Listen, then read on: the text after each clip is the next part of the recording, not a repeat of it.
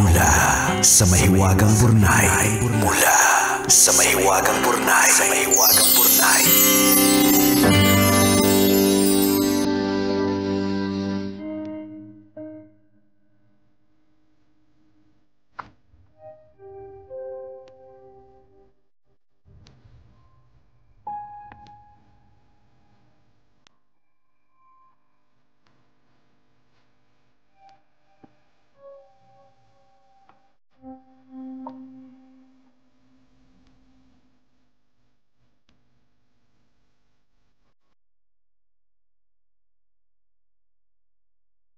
Dear Nicole and Diego, itago niyo na lang ako sa pangalang Lay. Tubong Pangasinan, pero kasalukuyang naninirahan sa Pasig. Sumulat ako para ikwento ang aking love story. Sigurado akong kapupulutan ng aral ng mga tagapakinig ninyo. Anak ako sa labas. Yung tatay ko kasal sa iba at may mga anak na. Sa kasamaang palad, maagang namatay ang tatay. Sa tulong ng mga kapatid niya, nakapunta naman ako nung libing niya. Doon nga lang ako nakaupo sa pinakalikod. Nung ibe-bless na ng holy water ang bawat miyembro ng pamilya, hinarangan ako ng panganay na anak ni tatay sa una. Hindi daw ako kasali at walang karapatan dahil anak ako sa labas. Inawat lang siya ng mga kapatid ni tatay. Tumatak sa akin yung eksenang yun. Nang iwan ng malalim na sugat. Hindi ko alam kung pinaglalaroan ako ng tadhana, pero yung unang naging karelasyon ko, hindi ko alam na may asawa na pala. Mahal ko na siya nang aminin sa akin na kasal na siya at may anak. Kahit mahal na mahal ko siya, iniwan ko. Tumayo ako at naglakad palayo. Kahit anong panunuyo ang gawin niya, hindi na ako lumingon pa. Sa mga panahong ito nakilala ko si Noel. Sa mga balikat niya, iniyak ko yung hapdi at kirot ng puso ko. Hindi nagtagal, niligawan ako ni Noel. Sinigurado ko munang binata at walang sabit bago ko sinagot. Makalipas ang 7 taon, nagpakasal kami. Ang sarap sa pakiramdam nung nagmamahal ka ng walang nasasaktan at wala kang kaagaw. Para sa mga listeners ninyo na dumadaan din sa pinagdaanan ko, huwag kayong papayag na maging kabit. Kasi hindi lang kayo ang kawawa, pati ang magiging mga anak ninyo. Kahit mahal nyo, iwan nyo. Deserve nyo ng relasyong kayo lang at wala kayong kasalo. Meron kayong choice to walk away. Kahit mahirap, itigil dahil mali. Doon tayo sa relasyong legit, walang kaagaw, at may peace of mind. Yun lang po at salamat sa pagbasa ng sulat ko. Ang inyong tagapakinig, Lay.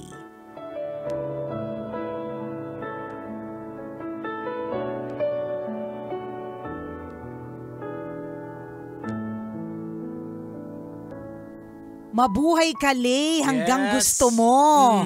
Patay na kaming lahat, buhay ka pa. Ganyan kahabang buhay, Lay, di ba? Tama yung ginawa mo, Lay. Ang galing. Very good ka. Palakpakan sa'yo. Totoo. Dagdag ligtas points sa langit at isa po itong pagpapaalala sa lahat, di ba? Correct. Kapag katikin na, wag mo nang aagawin. Oo, tama. Alam mo, Jig, sa totoo lang, usong-uso siya. Yun ang isa sa mga nakakalungkot sa panahon natin ngayon. Totoo. Oo. Ang lungkot. Kaya ito yung laging sinasabi ko sa'yo na yung consequence ng kasalanan. Nakita natin sa sitwasyon ni Lay na yung tatay niya gumawa ng kasalanan. Tama. Yung Tapos, anak, sabi nga, I lay the sins of the parents upon their children. The entire family is affected. Yan. Yun ang sabi ng Bible. So, ibig sabihin, simula dun sa tatay niya na gano'n ang ginawa. Oo. Nung una, naapektuhan pa din siya. Apektado diba? talaga siya. Imagine mo, siya. hindi ka pwedeng sumama doon or something. Diba? Tapos, ang kagandahan kasi, nung nandun sa same situation ng tatay niya, nung nakita niyang mali, itinigil niya. Correct. Ginawa niyang tama. Tama. Minsan kasi, gina-justify natin eh. Mhm. Diba parang, ginawa niya nga eh. Bakit siya okay lang na gawin, tas ako hindi. Correct. Mali nga! Nakakakulo ka ng dugo. Ano kayo ha? Gusto niyo namin barilin namin kayo sa mukha. Diba? Gusto niyo? Nakakaloka. Ang hirap ng merong ganyan Pero alam mo, sobrang unfortunate that it's a regular thing. Nagulat nga ako na sa palipaligid may ganon. Na alam mo nang mali, tinuloy mo pa. Hindi, dito sa palipaligid. Oo. Talaga? Oo. Chika mo sa Naging marites! Kahit hindi naman.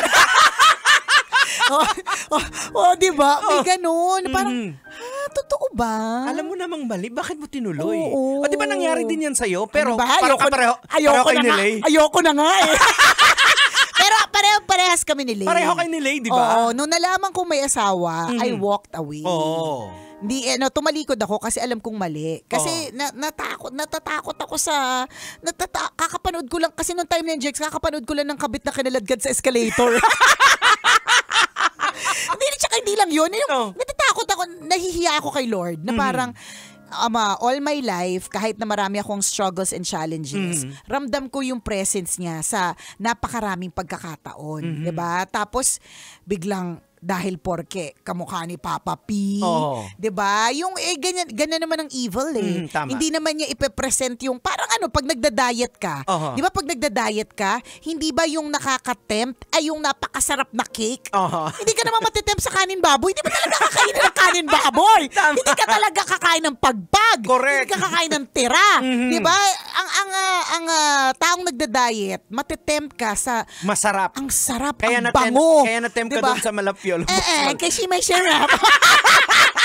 Pero sabi ng nanay mo, hindi naman ka. Oo, sabi ng nanay ko, saang part yung piolo dyan? Diba? Yung ganon. So, nung nalaman ko na, na may asawa, talagang right there and then, kung nasaan kami, I walked away. May mga pa siya, may mga ganito pa siya, Jegs, na parang, may mga adlib pa na. Syempre, may mga adlib pa na, may iyak. Diba? May iyak, may ngatog. Nung umiyak na, sabi ko sa'yo, yung kaba ko, sabi ko, ba't umiyak? Anong aaminin neto? Diba? Alam mo yun, natakot ako. Tapos nung inamin niya na nung una pa, ang sinabi pa, hiwalay kami kasi. Yung palang ibig sabihin, hiwalay physically. Ang lola mo, yung Diyosawa niya, nasa abroad. Abroad. Ganun. So yung, alam mo yung up until the end, diba, umiiyak siya kasi sabi niya, natatakot ako na pag nalaman mo yung totoo, hiwalayan mo ko. Totoo talaga. Hindi naman lahat katulad, hindi lahat mangangabit talaga at sasabihin, mahal ko Hindi ganon. Hindi lang naman yan nag-iisang tao sa mundo. Sa totoo lang, ang sarap sa pakiramdam na meron kang karelasyon, tapos legit na pwede mong i-proclaim sa buong mundo na karelasyon mo ito. Ang hirap kaya ng kabit, taga Makati kayo, ang mall nyo, Marky Mall, Pampanga. Diba?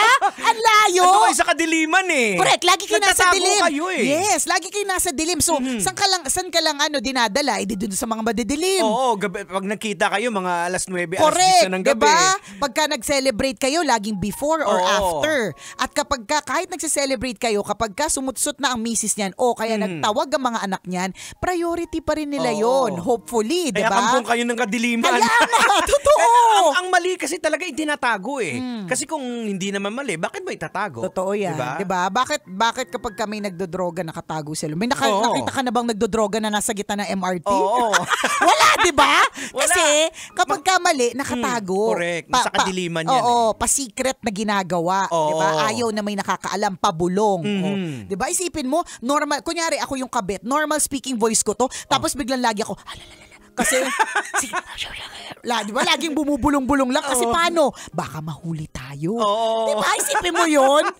Nakakaloka. Kaya, and I feel like, kapag ka ganyan, hindi I feel like, it's true, na kapag ka you decide to do what is good, ibe-bless ka din ni Lord. Correct, tama. Diba? Sasabihin naman ni Lord, Mabait na Oo. bata. Kaya nakita natin Oo. sa kwento ni Lay na yung joy sa puso niya. 'Di ba? Na talagang kakaiba. Correct. Kaya Oo. reminder niya dun sa mga iba na ganyan ang pinagdadaanan. Oo.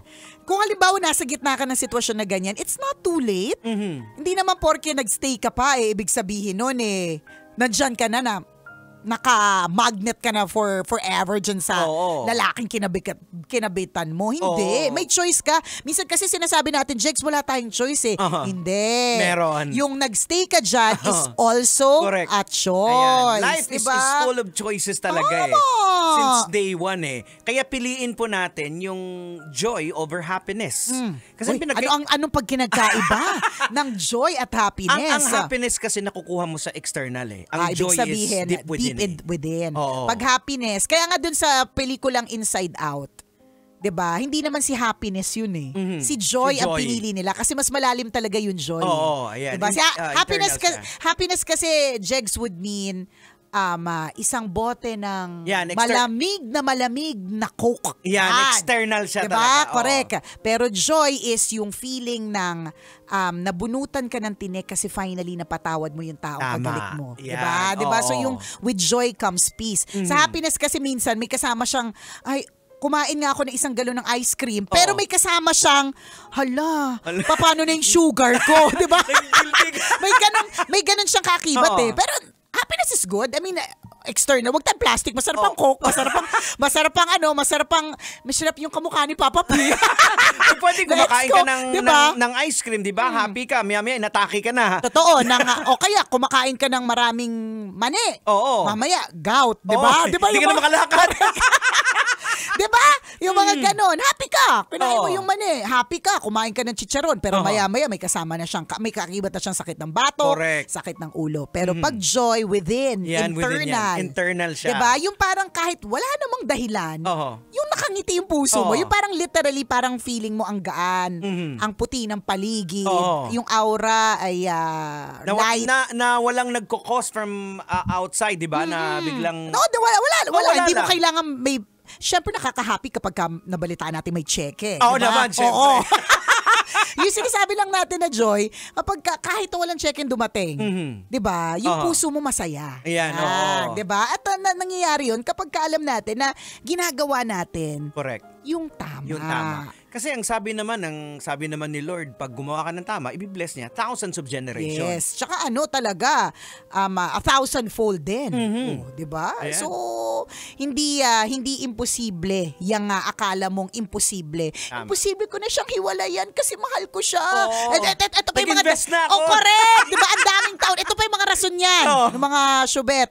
Hindi naman niya kung talagang tunay na mahal niya yung misis niya, hindi siya maghahanap ng pangalawa. Oo. May mga ganun-ganun pa siyang pagja-justify. 'Di ba? Maaaring in a way truthful pero still hindi siya, it's not the whole truth. Gina-justify mo. Correct. Oo. 'Di ba? Ang lagi kong basis diyan yung kapag hindi mo siya nakakwento. Mhm. So kapag tinanong ka, may jowa ka ba? Ayun. Tapos ang sagot mo kasi alam mo, ganito 'di ba? Kapag ganyan ang mga sagot, Ayan. ibig sabihin, may pa something. Kasi simple lang naman may Oo. jowa ka ba? Oh, yes or no lang naman yun. Oo, meron. 2 years na kami, 3 years na kami, 6 Oo. months na kami. Mhm. Oh. Pero pag hindi mo makwento, pag hindi mo makwento, pag kabit ka, ang dami mong dahilan. Katulad niyan, alam mo, hindi naman niya talaga mahal yung misis. Maninira ka pa ng kapwa. So, salabit na ngayon yung kasalanan. Bukod sa nangabit ka pa, nangabit ka na nga, Oo. nanira ka pa ng Yan. kapwa. Papatong-patong na. Patong-patong na. Tsaka, Oo. yun nga tingnan mo yung kwento ng Mahiwagang Burnay. Yung effect dun sa bata. Imagine that. So, Oo. may batang ngayon, dahil nangangabit ka, kabisyo ngayon, may bata na may nanay na umiiyak. Oo. May anak na dati niyang nilagay sa pedestal yung tatay niya kasi loading niya yung tatay niya. Na ngayon ay broken kasi nalaman niya na yung tatay niya na sobrang superhero ng buhay niya, gumawa ng kasalanan, nangabit! Diba? So, tingnan mo! Diba? Pero ang kagandahan nga naman dito, it's not the end of it. Correct. You still have a Yan. choice. May Hoy, nakikinig ka? Nakikinig ka ba ngayon? Papunta ba May kayo choice. doon? May choice ka. May choice ka, ha? Hindi mo Oo. pwede sabihin, wala akong choice, inaya niya ako. Hello? Ano ito, bata? Hala, bata! Naku! Sabi ng pabo! Diba? Nakaka-lurkay. Diba yung, wala kasi inaya niya ako. Anong gagawin ko? Anong Oo. gagawin mo? Di ba? Nahulog na yung loob Oo, ko. correct. Diba? Pero alam mo paling mali, Alam mo, tinuloy mali mo. eh. Oo. Again, ang simple na ng tanong, may jowa ka? Oo. Oh, hindi ka maka-yes. Hindi ka rin maka-no. Kasi parang may jowa ka na parang wala. Oo. Gusto mo yarn? Kasi nagtatago kayo sa dilim. Sa true. Kasi kasalanan nga. Ayaw natin yan. Kaya kay Lay, we're happy for you. Yes. And we thank you dahil sapagat because itong message na ito ay ipinaalala mo Yan. dun sa mga ganon ang pinagdada. 139! Kasama pong kumikinang naulo. Ako po si Diego Bandido. At ako naman ang kumikinang ina mo na si Nicole Yala. Kailangan pa bang i-memorize yan? Basic! Kailangan pa bang i-memorize yan? Love Radio. Basic!